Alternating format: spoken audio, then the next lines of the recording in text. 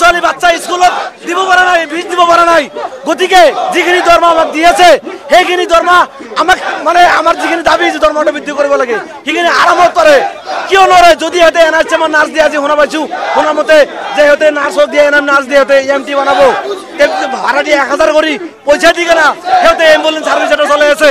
সিহঁতৰ কোনো ট্ৰেইনিং নাই, ট্ৰেইনিং পাতটো নথকা এটা পাইলট দি কেনেকৈ সিহঁতে গাড়ীখন চলাব পাৰে?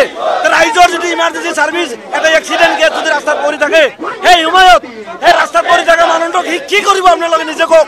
সি গাড়ী চলাব না অক্সিজেন কৰিব না ফাৰ্ষ্ট টেন্সত যিটো সিহঁতৰ ফাৰ্ষ্ট এডখিনি যিটো ইমাৰ্জেঞ্চি ট্ৰিটমেণ্ট দিব লাগে, হয়তো ড্ৰেছিং কৰিব লগা আছে বা যিখিনি কৰিব লাগে চেলাইন এটা দিব লাগিলে দিব পাৰিব নেকি? মই বস্তু আৰু ডেলিভাৰী এটা যদি হৈ যায় গাড়ীৰ ভিতৰত, সেই মাকজনীৰ কি হ'ব?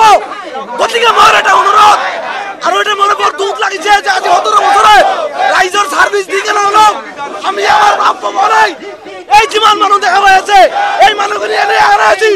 আজি জুলাই মাহৰ 1 তাৰিখে আমাৰ স্বাস্থ্যমন্ত্ৰী মহোদয় কৈছিল যে আমাৰ যিটো বিষয়ভাৱে আছে অনজিৰেটৰ সেইখিনিৰ লগত গৈছিল, গৈ কেনে আলোচনা কৰি আমাৰ যিখিনি সমস্যা সেইখিনি দূৰ কৰিব, কিন্তু সেইখিনি কৰা নাই।